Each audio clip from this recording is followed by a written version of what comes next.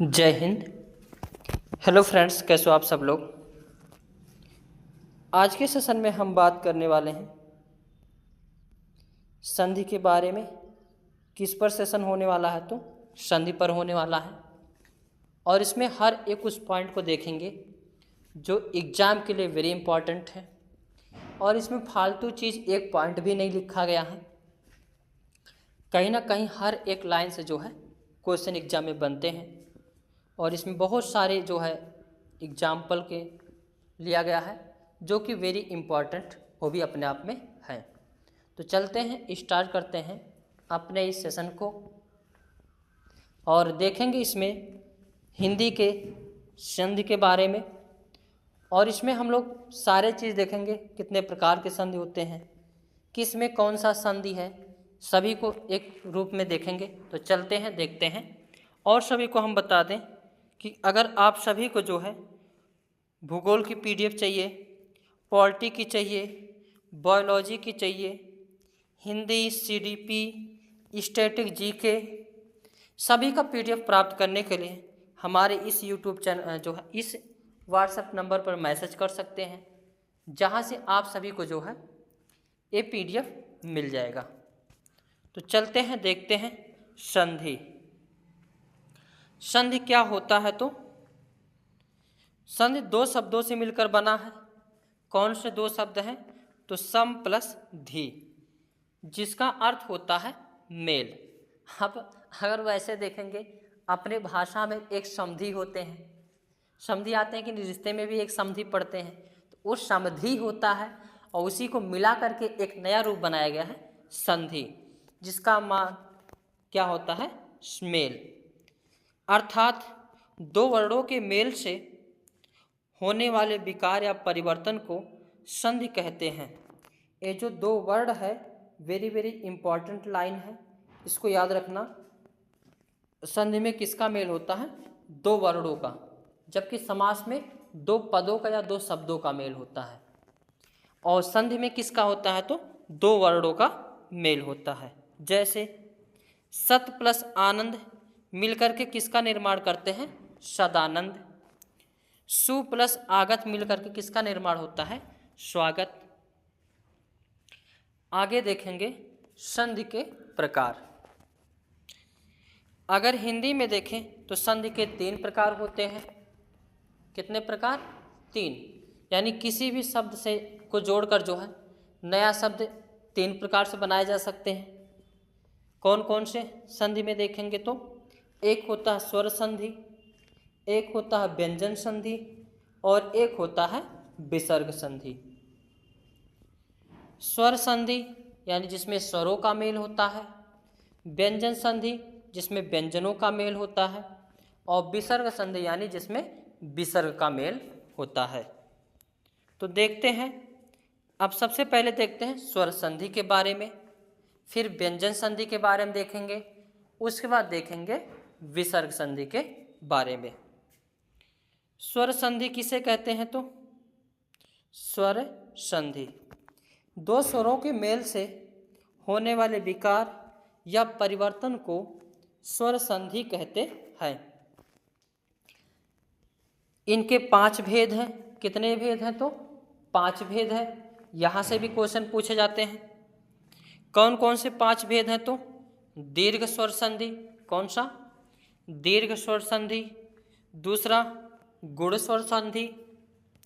तीसरा वृद्धि स्वर संधि। चौथा यण स्वर संधि। और पांचवा क्या है? अयाद स्वर संधि। यानी स्वर संधि के कितने भेद हो गए? पांच। दीर्घ, गुण, वृद्धि, यण और अयादि। अब एक एक के बारे में जो है आसानी से जो है देखेंगे। जैसे देव प्लस आलय देवालय, पुष्प प्लस आवली पुष्पावली, मनः प्लस विकार मनोविकार, ये संधि है। आगे देखेंगे एक होता है संधि विच्छेद। क्या होता है? संधि विच्छेद। संधि विच्छेद क्या होता है तो संधि द्वारा निर्मित शब्द को अलग अलग कर देना ही संधि विच्छेद कहलाता है। क्या है? तो संधि द्वारा जो निर्मित शब्द हैं उसको तोड़कर अलग कर देना ही क्या कहलाता है? संधि विच्छेद। जैसे युगांतर है, युगांतर कितने शब्दों से मिलकर बना है? 2। युग प्लस अंतर, यानी युगांतर को तोड़ दिया किस में? युग प्लस अंतर में। जैसे देहांत क्या है? देहांत, देहांत को तोड़ दिया, देह प्लस अंत बराबर देहांत। आगे देखेंगे, पहले देखेंगे दीर्घ स्वर संधि। इसमें बेस्ट ट्रिक को भी बताएंगे जिससे आसानी से चीज़ों को जो है सेकंडों में आंसर बता सकते हैं। पहला क्या है? दीर्घ स्वर संधि, यानी अगर किसी शब्द में बड़ी मात्रा दिखाई दे, ट्रिक क्या है? अगर किसी शब्द में बड़ी मात्रा दिखाई दे तो वहाँ पर दीर्घ स्वर संधि होता है। जैसे बड़ा की मात्रा दिखाई दे, बड़ी की मात्रा दिखाई दे, छोटा ऊ की मात्रा दिखाई दे, तो यहाँ पर छोटा ऊ कह रहा हूँ, बड़ा ऊ की मात्रा दिखाई दे, तो इसी को क्या कहा जाता है? दीर्घ स्वर संधि। जैसे युग प्लस अंतर बराबर क्या हो जाता है? युगांतर। सरल प्लस आलय बराबर क्या होता है? सरलालय। क्योंकि इसमें छोटा आ और छोटा आ मिलकर के कौन सा आ बना दिए हैं? बड़ा आ। इसमें छोटा आ और इसमें बड़ा आ मिलकर के क्या बना दिए? बड़ा आ। छोटी बड़ी ई का मेल होगा तो बड़ी ई, छोटी ई और छोटी ई का मेल होगा तो बड़ी ई। जैसे मही प्लस इंद्र, मही में क्या है? बड़ी ई है और यहाँ पर छोटी ई, दोनों का मेल हुआ तो क्या बना? बड़ी ई की मात्रा, यानी महेंद्र। नारी प्लस इच्छा, नारीच्छा। अब यहाँ पे बड़ी ई प्लस बड़ी ई का मेल भी क्या बनता है? बड़ी ई, यानी सती प्लस ईत, ईस बराबर सतीश। नदी प्लस ईस बराबर नदीस। गिरि में छोटी ई प्लस छोटी ई मिलकर क्या बनाते हैं? बड़ी ई, यानी गिरि प्लस इंद्र बराबर गिरेंद्र। छोटी ई प्लस छोटी ई मिलकर क्या बनाती है? बड़ी ई, तो रवि प्लस इंद्र बराबर रविंद्र। छोटी ई और बड़ी ई मिलकर भी क्या बनाती हैं? बड़ी ई। मुनि प्लस ईस बराबर मुनीस। छोटी ई प्लस बड़ी ई, यानी कवि मिलकर क्या बनाती है? बड़ी ई, तो कवि प्लस ईश्वर बराबर कविश्वर। आगे विद्या प्लस अर्थी बराबर विद्यार्थी। भोजन प्लस आलय बराबर भोजनालय। विद्या प्लस आलय बराबर विद्यालय। यहाँ पर बीच में देखेंगे सभी में क्या आ रहा है? बड़ा आ की मात्रा आ रहा है। महा प्लस आशय बराबर महाशय। ये सब उदाहरण किसके हैं? तो वृद्धि स्वर संधि के।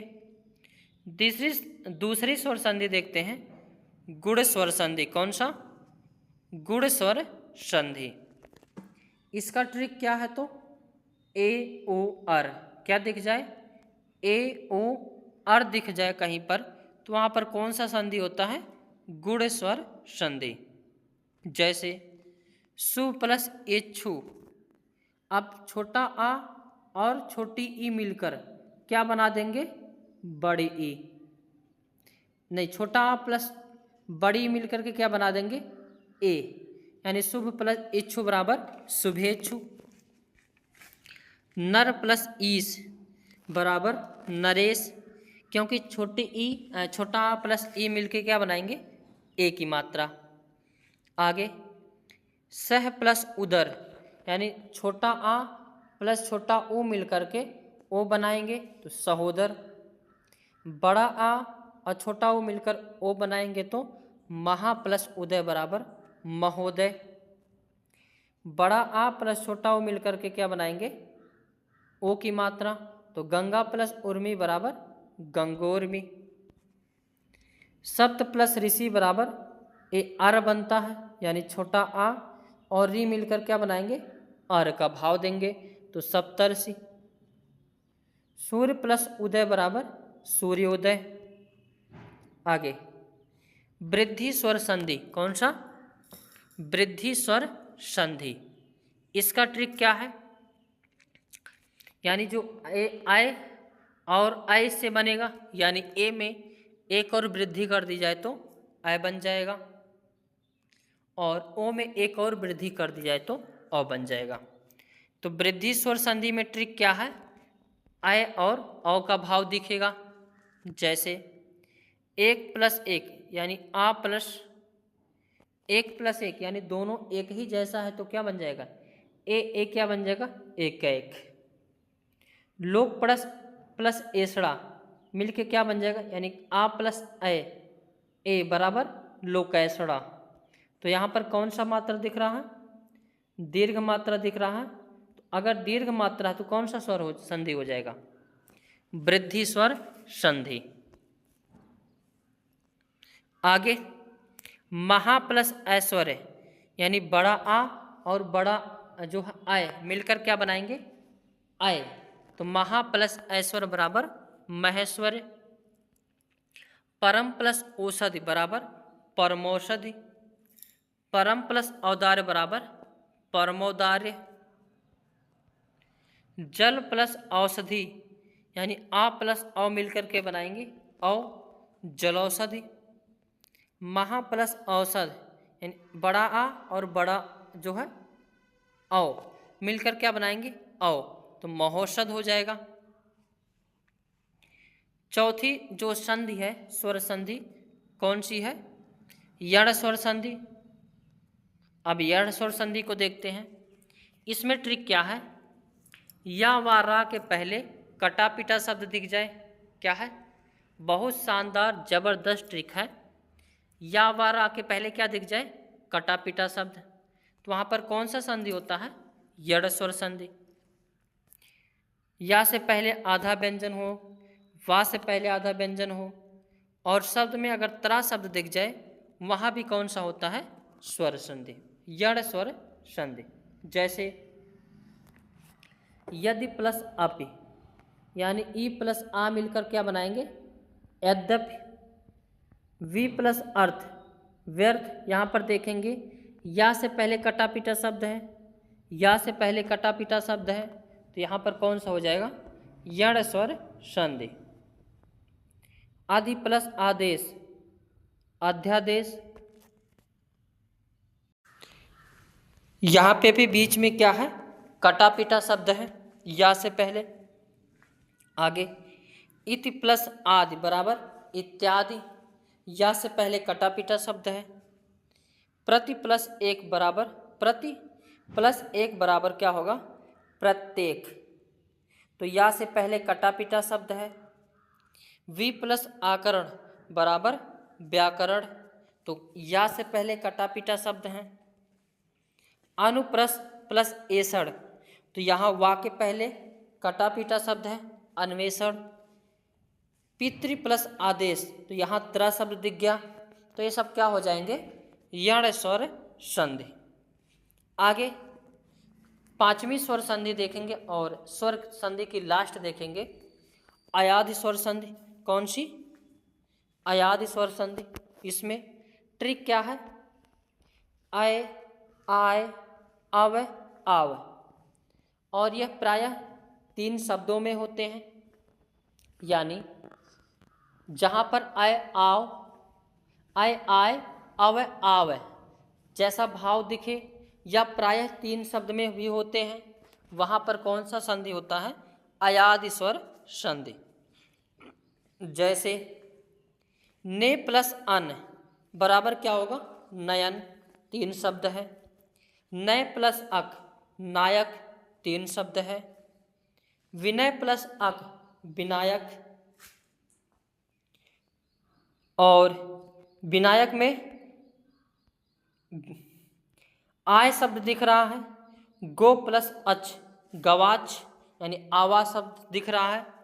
पोधन अन पौधन अन पावन।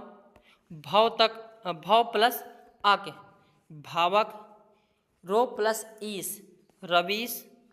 नौ प्लस इक नाविक। ये शब्द 3 शब्द हैं, ये सब कौन हो गए अयाद स्वर संधि। आगे नेक्स्ट देखते हैं व्यंजन संधि। वैसे वेरी वेरी इंपॉर्टेंट जो है स्वर संधि ही होते हैं, और कभी कभार जो है देखने को मिल जाते हैं व्यंजन से, और बहुत कम प्रश्न दिखते हैं विसर्ग से। अब देखते हैं व्यंजन संधि। व्यंजन संधि में क्या है, जब व्यंजन के साथ व्यंजन या स्वर का मेल होता है तो उससे होने वाले विकार या परिवर्तन को ही व्यंजन संधि कहते हैं। जैसे जगन्नाथ यानी जगत प्लस नाथ बराबर जगन्नाथ, सदानंद सत प्लस आनंद बराबर सदानंद। व्यंजन संधि के और भी उदाहरण देख लेते हैं। दिगंबर को दिक प्लस अंबर यानी का प्लस आ का मेल हो रहा है दिगंबर। वाक प्लस ईस बराबर वागीस। ऋक प्लस वेद बराबर ऋग्वेद। दिक प्लस दर्शन बराबर दिग्दर्शन। सट प्लस दर्शन बराबर षडदर्शन। जग प्लस दम्बा बराबर जगदम्बा। जग प्लस दम्बा बराबर जगदम्बा। तत् प्लस लीन बराबर तल्लीन। उत प्लस लास बराबर उल्लास। उत प्लस लेख बराबर उल्लेख। उत प्लस चारण बराबर उच्चारण। सत प्लस जन बराबर सज्जन। उत प्लस ज्वल बराबर उज्ज्वल। संग प्लस हार बराबर सम प्लस हार बराबर संहार। अलम प्लस कार बराबर अलंकार। सत प्लस मार्ग बराबर सन्मार्ग। उत प्लस मूल बराबर उन्मूलन। मूलन बराबर उन्मूलन। जगत प्लस नाथ बराबर जगन्नाथ। उत प्लस नत बराबर उन्नत। इन सभी में कौन सा संधि है तो व्यंजन संधि। और भी उदाहरण देखते हैं। तत् प्लस पर बराबर तत्पल तत्पर। सत प्लस कार बराबर सत्कार। परि प्लस छेद बराबर परिच्छेद। प्रति प्लस छाया बराबर प्रतिच्छाया। अनु प्लस छेद बराबर अनुच्छेद। आच्छा प्लस दित बराबर आच्छादित। वि प्लस सम बराबर विषम। निस प्लस धा बराबर निषिद्ध। सुषुप्त। परिणाम बराबर परि प्लस नाम बराबर परिणाम। नारायण रामायण। इन सभी में कौन सा संधि हो रहा तो व्यंजन संधि। आगे और लास्ट संधि देखते हैं विसर्ग संधि। विसर्ग संधि यानी विसर्ग के बाद स्वर या व्यंजन का मेल होने से जो भी होने वाले विकार या परिवर्तन को विसर्ग संधि कहते हैं। जैसे अधः प्लस पतन बराबर अधोपतन। यशः प्लस दा बराबर यशोदा। यशो प्लस धरा बराबर यशोधरा। मनः प्लस रथ बराबर मनोरथ। मनः प्लस हर बराबर मनोहर। मनः प्लस भाव बराबर मनोभाव। प्रातः प्लस काल बराबर प्रातः काल। यहाँ तो विसर्ग दिख ही रहा है, तो यहाँ वैसे ही भी जो क्या हो जाएगा विसर्ग संधि। दुष् प्लस चरित्र बराबर दुष्चरित। हरिश प्लस चंद्र हरिय प्लस चंद्र बराबर हरिश्चंद्र। निह प्लस कपट बराबर निष्कपट।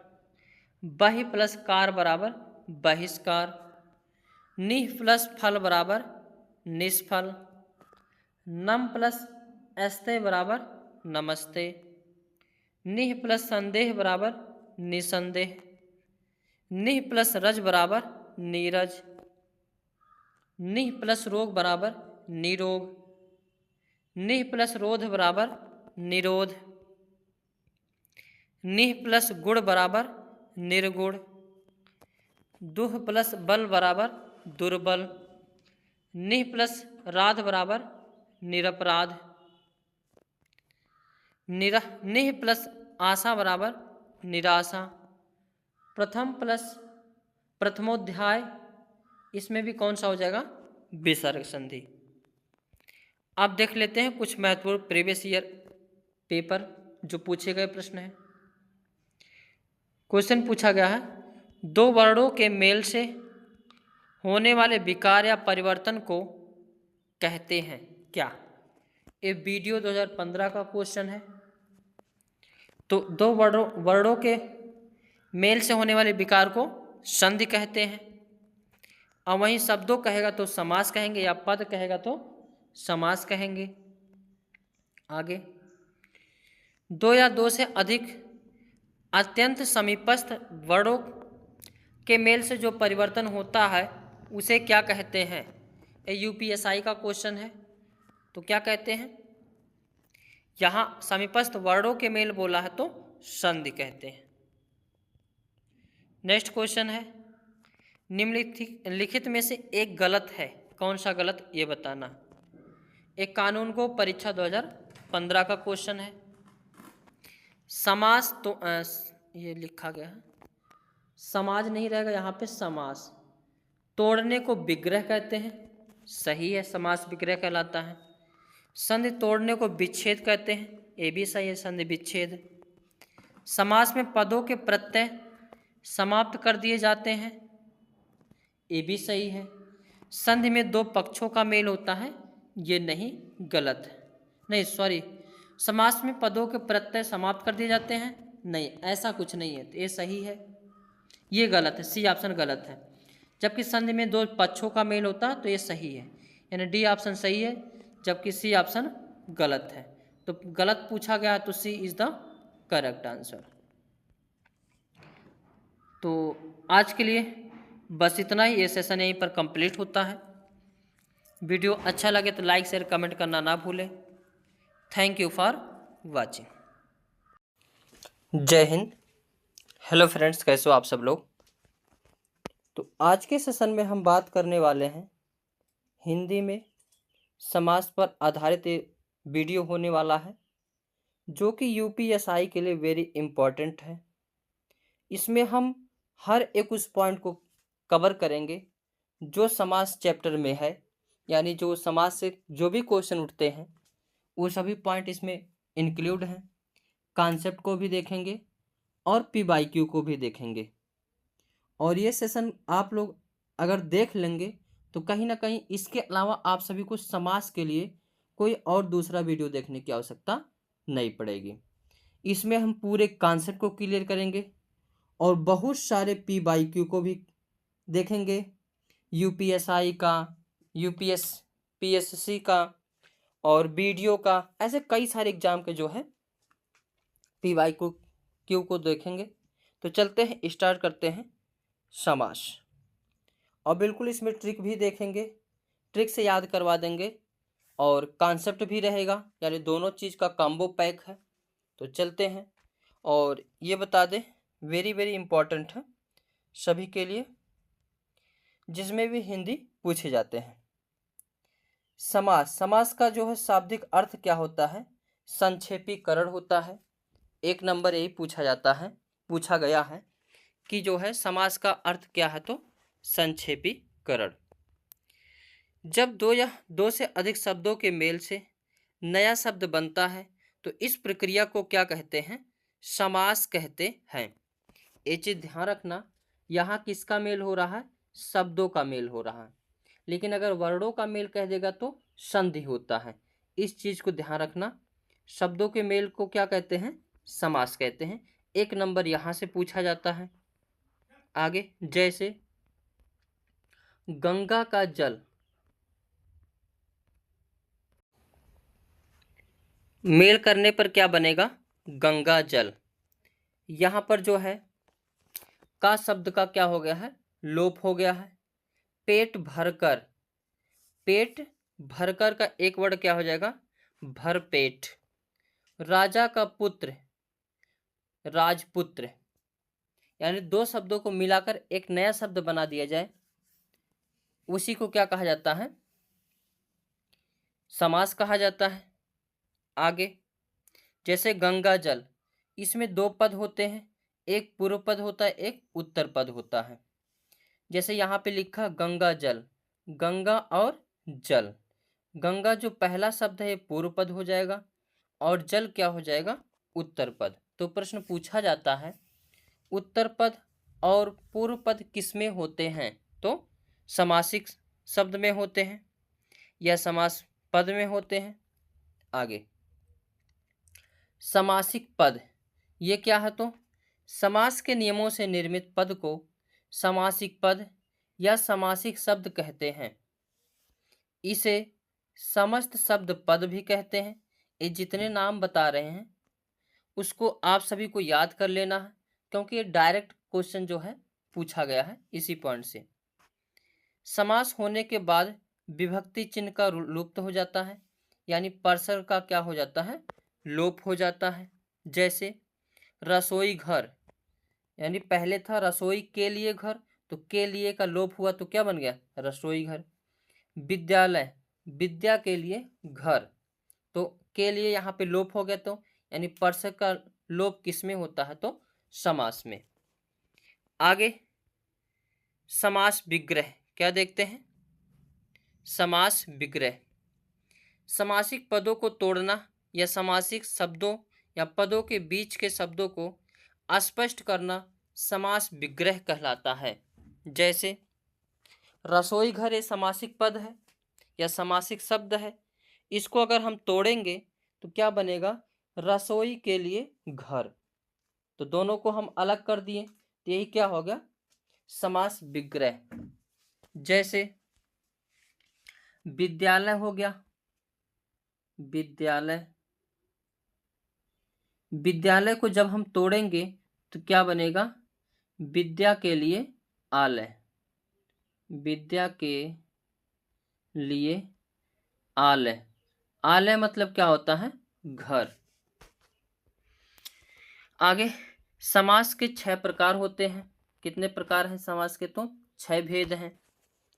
कौन कौन से हैं, एक कई बार प्रश्न ये भी पूछा गया है कि समास के कितने प्रकार हैं, तो 6, कभी कभी 4 भी माना जाता है, लेकिन वैसे ज़्यादातर प्रश्नों में अभी तक जो है 6 माना गया है। अव्ययी भाव समास, तत्पुरुष समास, द्विगु समास, द्वंद्व समास, बहुब्रीहि समास और कर्मधारय समास। तो समास के कितने भेद हैं, 6। आगे देखते हैं अव्ययी भाव समास। पहला क्या देखेंगे, अव्ययी भाव समास, जिन शब्दों के प्रारंभ में उपसर्ग लगा हो उसे अव्ययी भाव समास कहते हैं। और इसका सबसे बढ़िया ट्रिक क्या है, उपसर्ग लगा हो सबसे पहले, या पूर्व पद प्रधान हो, या पहला पद अव्यय हो, तो हमेशा वाक्यांश क्या होता है, तो अव्ययी भाव समास होता है। जैसे यथा लगा हो, निर लगा हो, अनु लगा हो, प्रति लगा हो, प्र लगा हो, आ लगा हो, इसी प्रकार जो है लगा हो। जैसे प्रत्येक, तो इसमें क्या जो है, प्रति प्लस एक बराबर क्या हो गया, प्रत्येक। प्रति प्लस दिन बराबर प्रतिदिन। भर प्लस पेट बराबर भरपेट। दिन ही दिन में यानी दिनों दिन। बिना अर्थ का व्यर्थ, तो प्रत्यक्ष अव्ययी भाव समास, प्रतिदिन अव्ययी भाव समास, भरपेट अव्ययी भाव समान, दिनों दिन अव्ययी भाव समास, व्यर्थ अव्ययी भाव समास, आमरण, आपरण, आमरण में आ उपसर्ग लगा है तो यहाँ हो जाएगा अव्ययी भाव समास। दूसरा देखते हैं तत्पुरुष समास। कौन सा, तत्पुरुष समान समास। तत्पुरुष समास वह होता है जिसमें उत्तर पद प्रधान होता है, अर्थात प्रथम पद गौड़ होता है एवं उत्तर पद की प्रधानता होती है। वह समास करते वक्त बीच की विभक्ति का लोप हो जाता है, यानी इसमें बीच में जो विभक्ति होती है उसका लोप हो जाता है। और इस समास में आने वाले कारक चिन्ह को से, के लिए, का, की, के, में पर आदि का क्या हो जाता है, लोप हो जाता है, वहां तत्पुरुष समास होता है। अब इसके भी कितने भेद होते हैं, तो 6 प्रकार होते हैं, 6 भेद होते हैं तत्पुरुष समास के। और तत्पुरुष समास में कारक चिन्हों के अनुसार इसमें कितने प्रकार होते हैं, 6। पहला तत्पुरुष समास, इसमें को विभक्ति का लोप होता है, जैसे गगन चुंबी, गगन को चूमने वाला, माखन चोर, माखन को चुराने वाला, तो यहाँ पे को विभक्ति का लोप हुआ है। दूसरा करण तत्पुरुष समास, इसमें से के द्वारा का लोप होता है, जैसे भूख मरा, भूख से मरा। तीसरा है संप्रदान तत्पुरुष समास, इसमें के लिए शब्द का लोप हुआ रहता है, जैसे देशभक्ति, देश के लिए भक्ति, विद्यालय, विद्या के लिए आलय। और चौथा है अपादान तत्पुरुष समास। क्या है, अपादान तत्पुरुष समास, इसमें से विभक्ति का लोप हुआ रहता है, जैसे नेत्रहीन यानी नेत्र से हीन। संबंध तत्पुरुष समास, इसमें का, की, के का लोप होता है, जैसे सेनापति, सेना का पति। पुष्प वर्षा, पुष्प की वर्षा। और छठे नंबर का है यानी तत्पुरुष समास का अंतिम अधिकरण तत्पुरुष समास, इसमें पर का लोप हुआ रहता है, जैसे जल समाधि, जल में समाधि। आप बीती, आप पर बीती, तो यहाँ में और पर परसर्ग का क्या होता है, लोप होता है।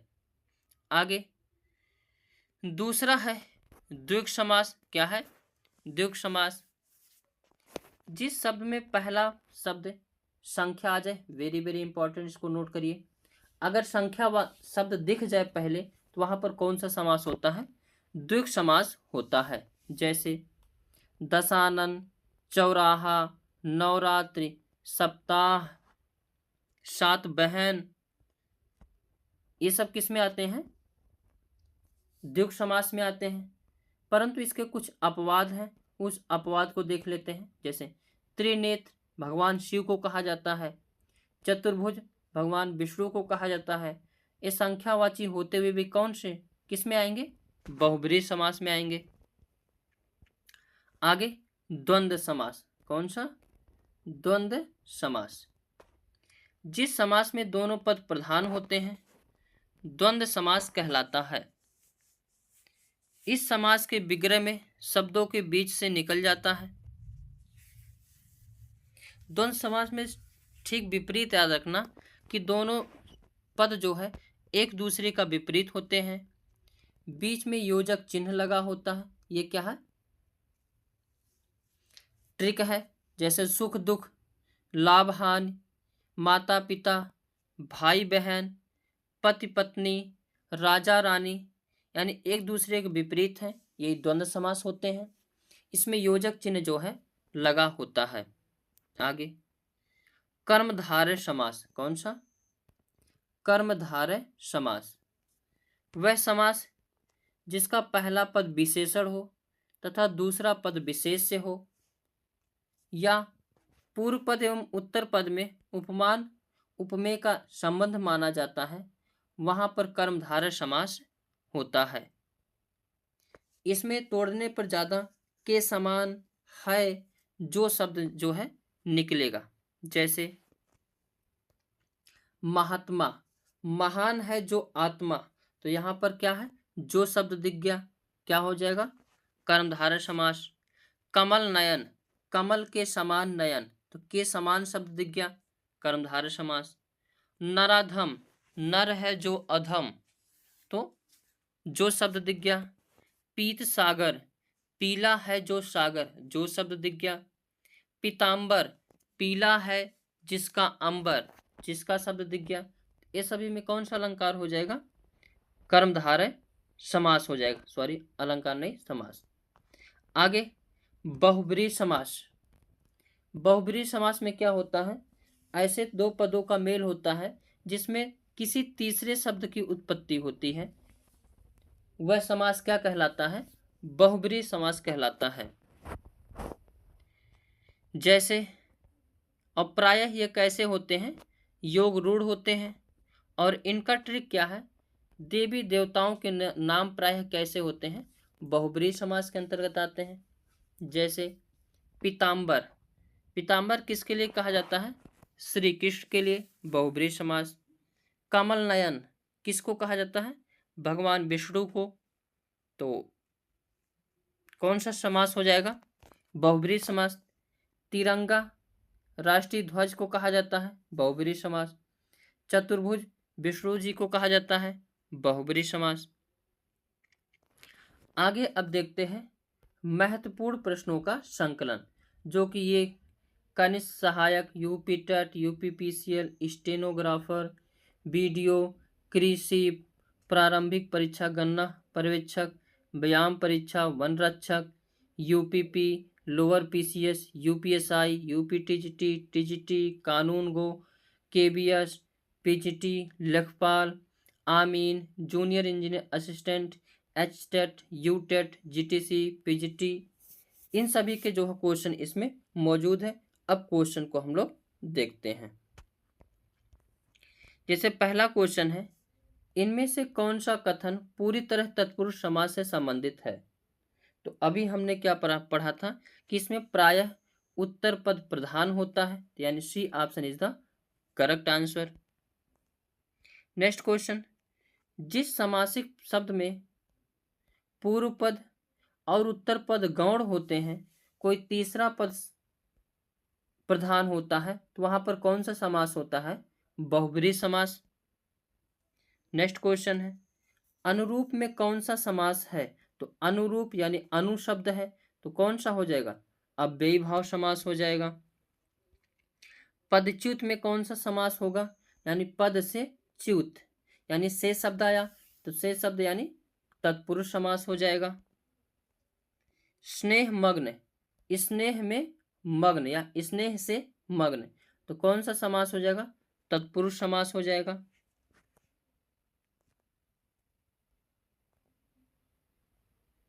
राज दरबार, राजा का दरबार, का की के, तो किस में आ जाएगा? तत्पुरुष समास में आ जाएगा। नेक्स्ट क्वेश्चन, परमेश्वर यानी परम है ईश्वर, तो यहाँ पे परम है जो ईश्वर, तो यहाँ पे क्या हो जाएगा?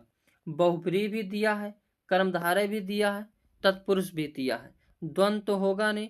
कर्मधारय अगर ये तीनों शब्द आ जाएं तो सबसे ज्यादा प्रियॉरिटी किसको देना चाहिए? बहुब्रीहि समास को। परम है जो ईश्वर, तो इसमें जो है कर्मधारय भी आ जाएगा, लेकिन इसमें आंसर कौन सा होगा? तो बहुब्रीहि समास होगा। किसी तीसरे की जो है, परमेश्वर किसको कहा जाता है? परम है जो ईश्वर। अगर हम परम है जो ईश्वर कहेंगे तो कर्मधारय हो जाएगा। किसी तीसरे या भगवान शिव की बात करेंगे या विष्णु की बात करेंगे तो बहुब्रीहि हो जाएगा।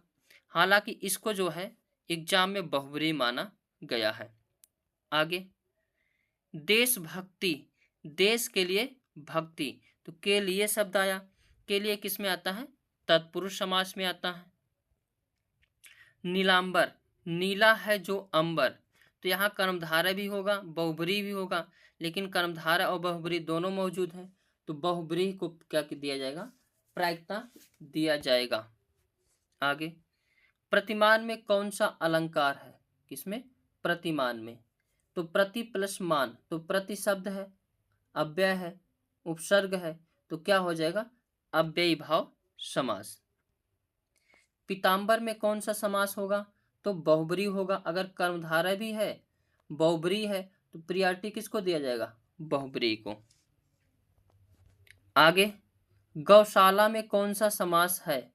गौशाला यानी गाय के लिए शाला, तो यहाँ पे जो है के लिए शब्द आ गया, तो किस में चला जाएगा? तत्पुरुष समास में।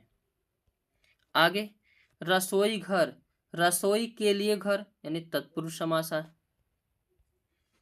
चौराहा, चौराहा में कौन सा समास होगा? तो इसमें तो क्या हो जाएगा? द्विगु समास, क्योंकि यहाँ पर क्या है? संख्यावाची। देशांतर, देशांतर में कौन सा समास होगा? तो देशांतर, देश में अंतर, यानी यहाँ पे भी हो जाएगा तत्पुरुष समास हो जाएगा, में पे पर। राजपुत्र यानी राजा का पुत्र, तो इसमें भी कौन सा हो जाएगा? तत्पुरुष समास। 12 सिंहा, 12 शब्द आ गया तो कौन सा समास हो जाएगा? द्विगु समास हो जाएगा। नेक्स्ट क्वेश्चन, जिस समास का पूर्व पद यानी पहला पद प्रधान हो कौन सा समास कहलाता है? तो पूर्व पद प्रधान में कौन सा समास होता है? तो बहुब्रीहि तो होगा नहीं, अव्ययी होगा नहीं, द्विगु होगा नहीं, कौन सा हो जाएगा? वैसे अव्ययी या तत्पुरुष में होना चाहिए, तो इसमें बोला पहला पद प्रधान और अव्ययी तत्पुरुष में उत्तर पद प्रधान है, तो कौन सा हो जाएगा? अव्ययी भाव समास, यानी B option is the correct answer. जलद में कौन सा समास होगा? जलद यानी जल से भरा हुआ, तो इसमें अव्ययी भाव समास हो जाएगा, नहीं तत्पुरुष होगा, सॉरी, कौन सा होगा? तत्पुरुष समास हो जाएगा। आगे, सुख दुख एक दूसरे का विपरीत शब्द हैं, तो कौन सा समास होगा? द्वंद्व समास हो जाएगा, योजक चिन्ह भी लगा है। नेक्स्ट क्वेश्चन, चक्रपाणी, चक्रपाणी में कौन सा समास होगा? तो ये बहुब्रीहि भी दिया है, तो बहुब्रीहि भी हो जाएगा आंसर इसका। नेक्स्ट क्वेश्चन, प्रतिदिन में कौन सा समास होगा? प्रतिदिन, तो प्रति उपसर्ग है, अव्यय है, तो कौन सा हो जाएगा? अव्ययी भाव समास। नेक्स्ट क्वेश्चन, यथाशीघ्र में कौन सा समास होगा? तो यथा शब्द क्या है? अव्यय है, तो अव्ययी भाव समास हो जाएगा। अनुरूप शब्द में कौन सा समास होगा? तो अनु शब्द दिख गया, यानी अव्ययी भाव समास। पर्णकुटी में कौन सा समास होगा? यानी पर्णकुटी यानी पर्ण से बनी कुटी, तो यहाँ पे तत्पुरुष समास हो जाएगा। मदमाता में कौन सा समास है? यानी मदमाता यानी मद से माता हुआ, यानी तत्पुरुष समास हो जाएगा। नेक्स्ट क्वेश्चन, दोपहर में कौन सा समास होगा? दोपहर यानी दोपहर, यानी जो है गिनती शब्द आ रहा है, तो गिनती किस में आती है? द्विगु समास में, यानी D option is the correct answer. कन फटा यानी कान है जिसका फटा, तो इसमें कौन सा समास हो जाएगा? कन फटा में तत्पुरुष समास हो जाएगा।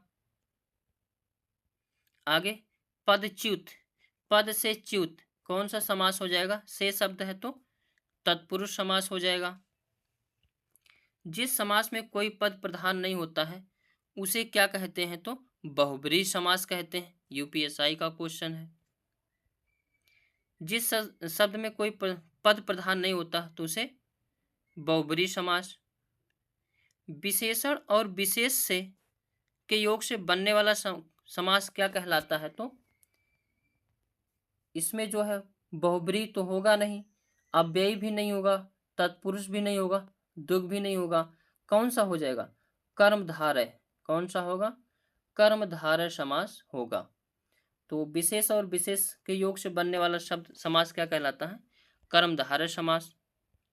आगे, 5 नदियों के समूह को के जो यानी पंच नदी या पांजाब क्या है? तो 5 नदियों के समूह को किस नाम से जाना जाता है? तो पंजाब जाना जाता है। आगे, निर्विवाद में कौन सा समास है? तो निर्वि, तो इसमें जो है निर्विवाद यानी बिना वाद के, इसमें कौन सा समास हो जाएगा? तो तत्पुरुष समास हो जाएगा। आगे, पतझड़ यानी पतझड़, पतझड़ में कौन सा समास हो जाएगा? तो तत्पुरुष समास हो जाएगा। आगे, जय हिंद। हेलो फ्रेंड्स, कैसे हो आप सब लोग? तो आज के सेशन में हम बात करने वाले हैं हिंदी का टॉपिक छंद के बारे में देखेंगे, और छंद में जो है महत्वपूर्ण क्वेश्चन को भी देखेंगे, यानी PYQ को भी देखेंगे, और सभी कॉन्सेप्ट को इसमें देखेंगे, जो कि सभी जो है UPSI एग्जाम के लिए वेरी इंपॉर्टेंट है। वैसे कह सकते हैं कोई भी एग्जाम हो जिसमें हिंदी पूछी जाती है, सभी के लिए वेरी वेरी इम्पॉर्टेंट है, क्योंकि इसमें हर एक उस पॉइंट को इंक्लूड किया गया है जो कि हिंदी में जो है छंद चैप्टर से बन सकते हैं। तो चलते हैं, देखते हैं अपने इस सेशन को, और यह जो है यूपीएसआई के लिए वेरी वेरी इम्पॉर्टेंट है।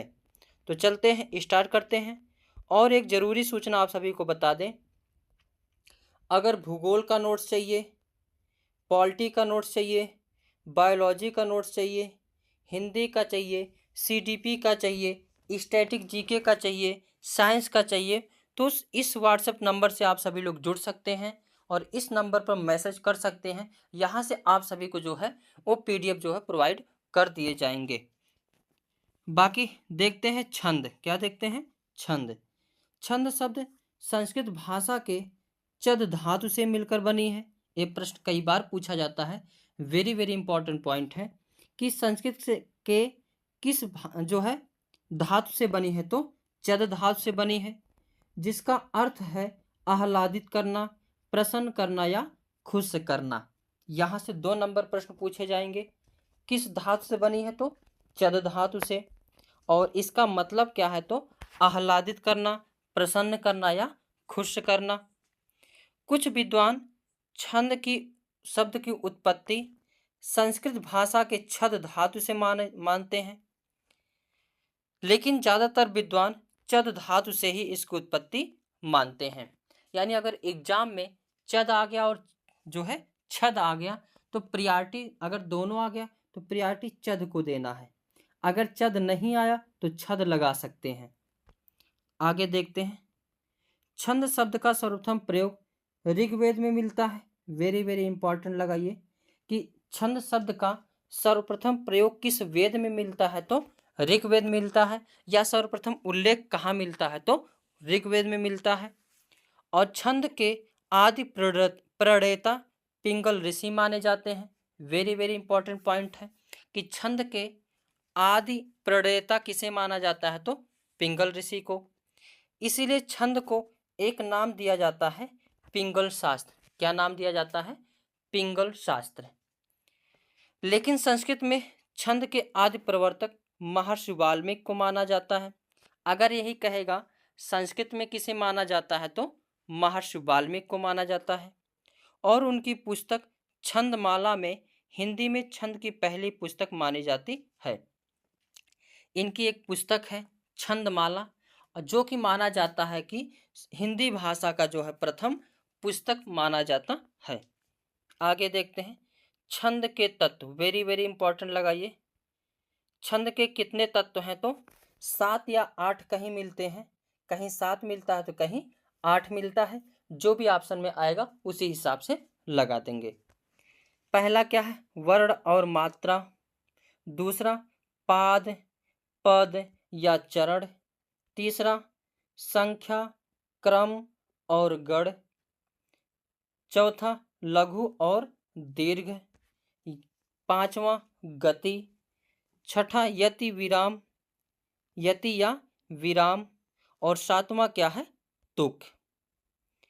और इसमें बता दें हम, वर्ण और मात्रा सभी को पता है, एक वर्ण या दो वर्ण, एक मात्रा या दो मात्रा।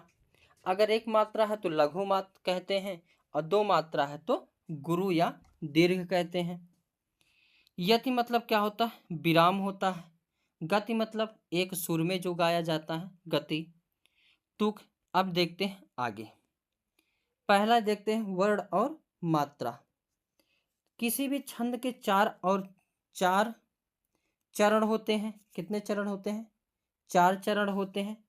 इनमें से पहले और तीसरे चरण को विषम तथा दूसरे तथा चौथे चरण को सम चरण कहा जाता है। यानी ये कितने लाइन में होते हैं? तो 4 लाइन में। पहले और तीसरे चरण को क्या कहा जाता है? विषम चरण। दूसरे और चौथे चरण को क्या कहा जाता है? विषम जो है सम चरण कहा जाता है। आगे यति क्या होता है? यति का शाब्दिक अर्थ है विराम, यानी यति का शाब्दिक अर्थ क्या है? विराम यानी ठहराव। प्रत्येक चरण के अंत में जो ठहराव लिया जाता है उसी को क्या कहा जाता है? यति कहा जाता है। क्या कहा जाता है? यति कहा जाता है। सामान्यतः विषम चरणों के अंत में या तो अल्प विराम या तो एकल पूर्ण विराम होता है, जबकि सम चरणों के अंत में या तो एकल या तो दो विराम होता है। जैसे यहाँ पे देख सकते हैं कितने चरणों में है, 4। अब पहले और तीसरे चरण को क्या कहा जाता है, विषम चरण। दूसरे और चौथे चरण को क्या कहा जाता है, सम चरण कहा जाता है। पहले और तीसरे चरण में अल्प विराम लगेगा या फिर एकल पूर्ण विराम लग सकता है। दूसरे और चौथे चरण में द्वि पूर्ण विराम यानी दीर्घ जो है 2 पूर्ण विराम लगता है। आगे देखते हैं लय या तुक। लय का शाब्दिक अर्थ है उतार चढ़ाव। क्या है, उतार चढ़ाव। लयबद्धता छंद का विशेष गुण होता है। क्या है, लयबद्धता छंद का विशेष गुण होता है। इसके अभाव में छंद की कल्पना भी नहीं की जा सकती है। यानी लय और तुक के जो अलावा जो है, मतलब अगर लय तुक ना हो तो समझो कि छंद का जो है कल्पना नहीं की जा सकती है। पद्य एवं गद्य के बीच का अंतर का सबसे प्रमुख कारण क्या होता है, लय ही होता है। लय से ही पता चलता है कि जो है यह गद्य है या पद्य है। आगे मात्रा या वर्ण। चाहे वर्णिक छंद हो अथवा मात्रिक छंद हो, छंदों में मात्राओं एवं वर्णों की गणना की जा होती है। प्रायः ह्रस्व ध्वनि के साथ लघु तथा दीर्घ ध्वनि के साथ गुरु का प्रयोग किया जाता है। यानी जहाँ पर दीर्घ मात्रा लगती है उसको गुरु कहा जाता है, और गुरु को हम कैसे लिखते हैं, ऐसे नोट करते हैं। और जहाँ एक मात्रिक होता है वहाँ क्या होता है, लघु, जिसको एक पूर्ण विराम से डिनोट करते हैं। नोट याद रखना, वर्णिक छंद में अर्धमात्रिक वर्णों की गणना नहीं होती है। जैसे अगर कल्पना लिखा है इसमें ला को नहीं गिना जाएगा, बाकी का 1, 2 और 3, तो इसमें कितने वर्ण हो गए, 3। लेकिन जो कटा पिटा शब्द होता है उसको वर्णिक छंद में नहीं गिना जाता है। आगे छंद के प्रकार। छंद के 3 प्रकार होते हैं, वैसे 4 भी प्रकार मिलते हैं, या तो 3 या 4। जिस भी ऑप्शन जो है एग्जाम में देखेगा ज़्यादा प्रायोरिटी 3 को देते हैं, और अगर 3 ऑप्शन में नहीं है तो 4 लगा सकते हैं। एक होता है मात्रिक छंद, एक होता है वर्णिक छंद, एक होता है मुक्तक छंद, और कभी कभी देखने को उभय छंद मिल जाते हैं, नहीं तो वैसे जो है माना नहीं जाता है। अब ऑप्शन के अनुसार देखेंगे 3 या 4 उसको लगाएंगे। 3 और 4 दोनों ऑप्शन में हो तो 3 को प्रायोरिटी देंगे, और 3 अगर नहीं है तो 4 को लगा सकते हैं। आगे अब देखते हैं सबसे पहला छंद मात्रिक छंद। कौन सा, मात्रिक छंद। इसका जो हर एक लाइन वेरी वेरी इंपॉर्टेंट है, क्योंकि इसी लाइन से ही जो क्वेश्चन बनते हैं। मात्रिक छंद यानी जिन शब्दों में मात्राओं की गणना होती है मात्रिक छंद कहलाती हैं। और मात्रिक छंद के 3 प्रकार होते हैं। कौन से 3 प्रकार है उसके बारे में देखते हैं। पहला है सममात्रिक छंद, दूसरा है अर्धमात्रिक छंद, ये होगा अर्ध सममात्रिक छंद, और तीसरा है विषम मात्रिक छंद। आगे देखते हैं सममात्रिक छंद। जिन छंदों में समान मात्राएं होती हैं उसे सममात्रिक छंद कहलाते हैं। जैसे, और इसके अंतर्गत आने वाले प्रमुख छंद निम्न हैं। सममात्रिक छंद में क्या होता है कि इसमें जो है सभी में समान मात्राएं होती हैं। जैसे चौपाई हो गया, इसमें 16 मात्रा, यही जो नंबर बनता है पूछेगा चौपाई किस प्रकार का जो है छंद है तो सममात्रिक है, कितनी मात्रा पाई जाती है तो 16। रोला में कितनी मात्रा पाई जाती है तो 24, किस प्रकार का छंद है तो सममात्रिक है। गीतिका में कितनी मात्रा पाई जाती है तो 26, कौन सा छंद है तो सममात्रिक। गीतिका में 28 मात्रा है, और कौन सा छंद है तो सममात्रिक। याद कैसे करेंगे, रोला 16 जो है, चौपाई 16, रोला 24, गीतिका 26, हरिगीतिका 28, ऐसे करके याद कर सकते हैं। कैसे, चौपाई 16, रोला 24, गीति का 26, हरिगीत का 28। आगे देखते हैं अर्ध सम्मात्रिक छंद। क्या देखेंगे? अर्ध सम्मात्रिक छंद। जिन छंदों के पहले एवं तीसरे चरण में समान मात्राएं होती हैं, जबकि दूसरे और चौथे चरण में समान मात्राएं होती हैं, उसे अर्ध सम्मात्रिक छंद कहते हैं। जैसे कोई भी छंद होता है, उसमें 4 लाइन होती हैं। कितने? 4। पहले और तीसरे चरण में समान मात्रा हो, दूसरे और चौथे चरण में समान मात्रा हो, तो उसे क्या कहा जाता है? अर्ध सम्मात्रिक छंद। इसमें कौन कौन सा आते हैं? दोहा हो गया, सोरठा हो गया, बरवय हो गया और उल्लाला। इसको ऐसे ही याद रखना है। पहले और तीसरे चरण में 13-13 मात्राएं दोहा में होती हैं, दूसरे और चौथे चरण में 11-11 मात्राएं होती हैं। दोहा का उल्टा होता है सोरठा। सोरठा के पहले तीसरे चरण में 11-11 मात्राएं होती हैं, जबकि दूसरे और चौथे चरण में 13-13 मात्राएं होती हैं। बरवय को आसानी से याद कर सकते हैं, 12 और 7 पर यति होती है, यानी 12 और 7, 12 और 7। उल्लाला में क्या होता है? 15 और 13 पर यति होती है, यानी पहले में 15, फिर 13, फिर 15, फिर 13। आगे देखते हैं, अभी डिटेल से भी देखेंगे। पहले एक झलक सभी को हम देख लेते हैं, फिर डिटेल से देखेंगे। अगला है विषम सम्मात्रिक छंद। क्या है? विषम सम्मात्रिक छंद। इसमें निम्न बातें ध्यान रखना। 2 छंदों के योग से बनते हैं जो विषम मात्रिक छंद होते हैं। यह कैसे बनते हैं? 2 छंदों के योग से बनते हैं। इनमें 6 चरण होते हैं। कितने चरण होते हैं? तो 6 चरण होते हैं। विषम मात्रिक छंद और एक सम्मात्रिक, यानी विषम मात्रिक छंद और एक सम्मात्रिक छंद होता है। एक अर्ध सम्मात्रिक के योग से बनते हैं। आगे इसके अंतर्गत 2 छंद आते हैं, वेरी वेरी इंपॉर्टेंट। ये यूपीएसआई में क्वेश्चन पूछा गया था, यूपीपी में भी क्वेश्चन पूछा गया है। कौन कौन से इसके अंतर्गत आते हैं? तो कुंडलिया और छप्पय। कुंडलिया में क्या क्या होता है? दोहा और रोला। यहीं से प्रश्न पूछा जाता है कि कुंडलिया किन 2 चीजों से मिलकर बनता है? तो दोहा और रोला। छप्पय कहेगा तो रोला और उल्लाला। छप्पय किससे बनता है? रोला और उल्लाला।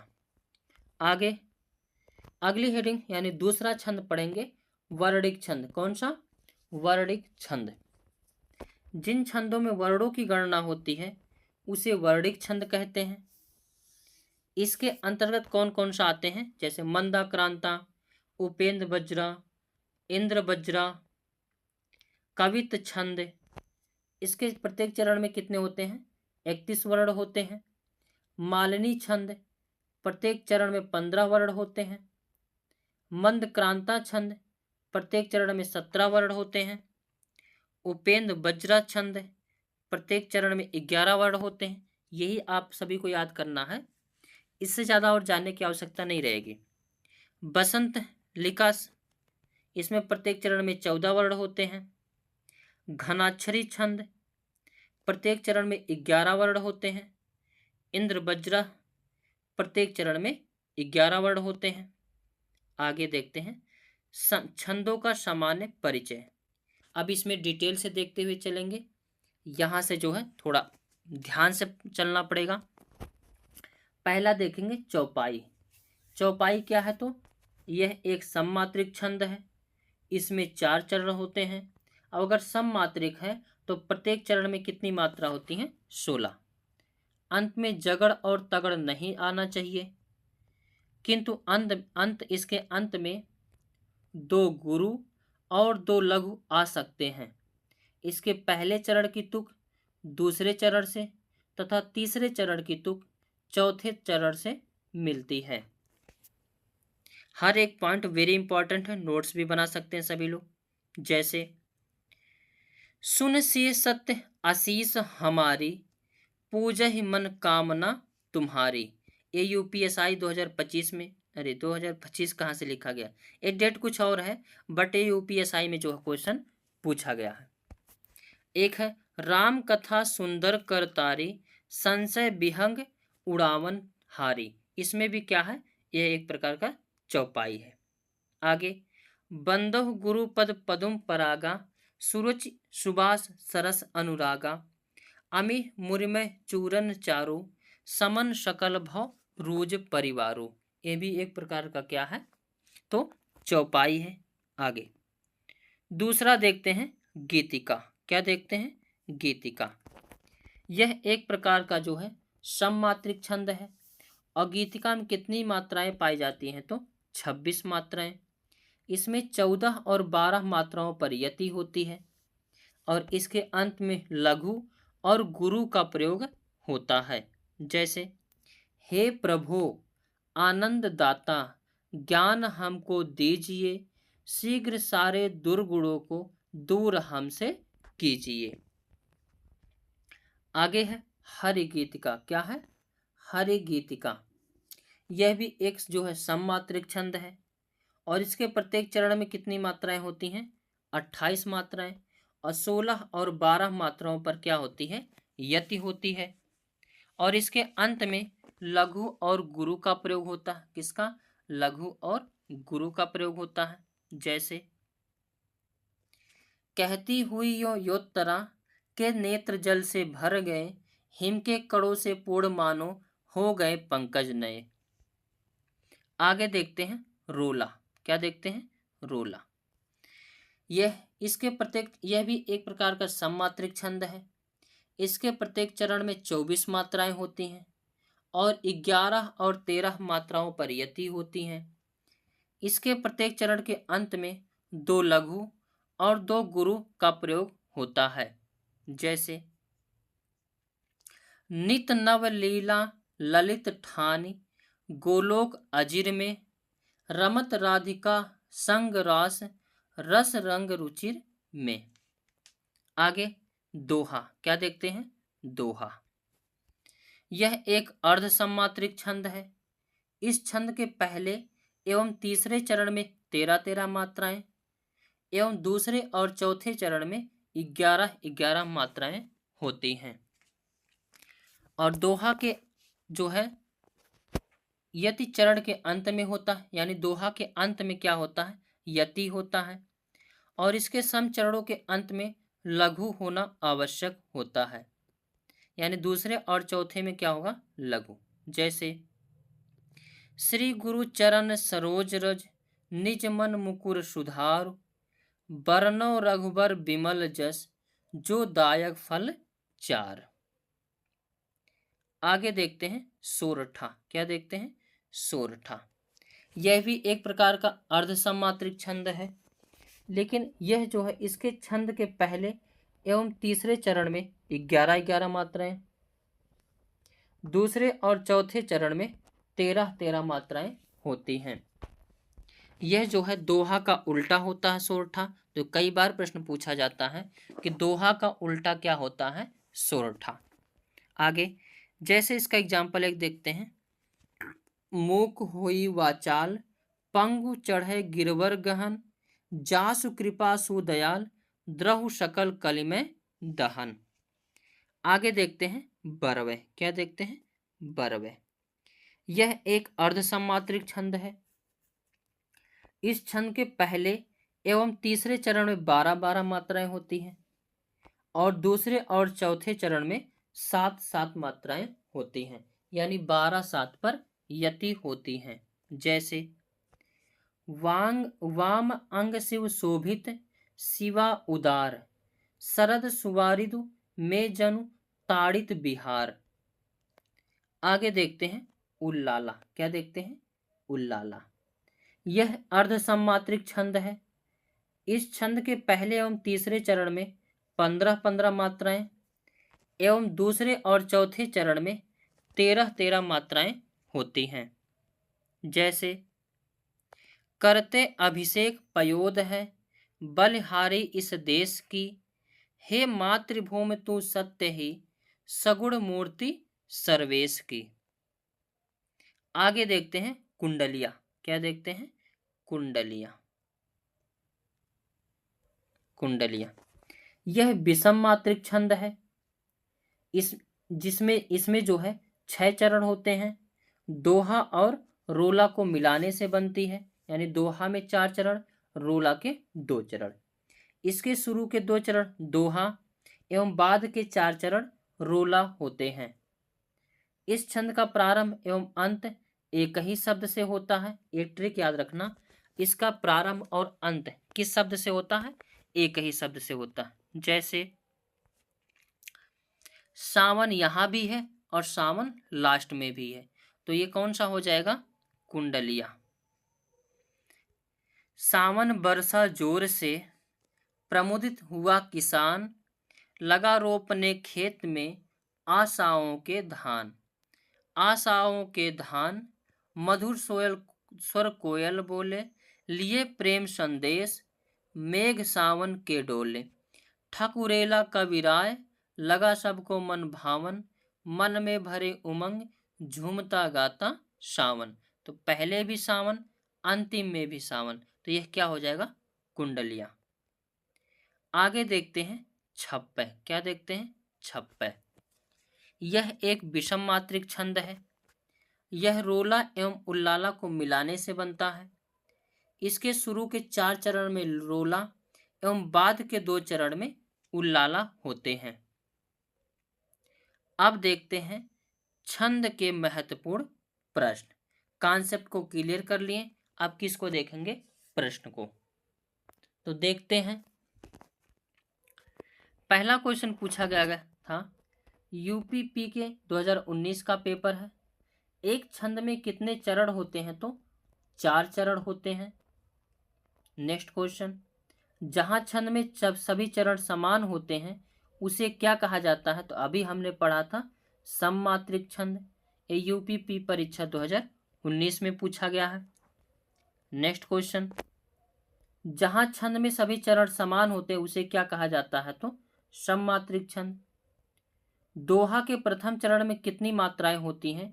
तो अभी हमने देखा था पहले और तीसरे चरण में 13-13 मात्राएं, जबकि दूसरे और चौथे चरण में 11-11 मात्राएं पाई जाती हैं। ये यूपीपी 2018 का क्वेश्चन है। आगे नेक्स्ट क्वेश्चन है, दमिन दमक रहना घन माही, खल कै प्रीति जदा धीर नाही। तो इसको अगर देखेंगे तो चौपाई है। क्या है? चौपाई है। आगे नेक्स्ट क्वेश्चन, कुंडलिया में कितने चरण होते हैं? तो अभी हमने देखा था 6 चरण होते हैं। कितने चरण? 6 चरण। 2 दोहा के और 4 रोला के, तो 4 और 2 6 चरण होते हैं। ये यूपीपी 2018 का क्वेश्चन है।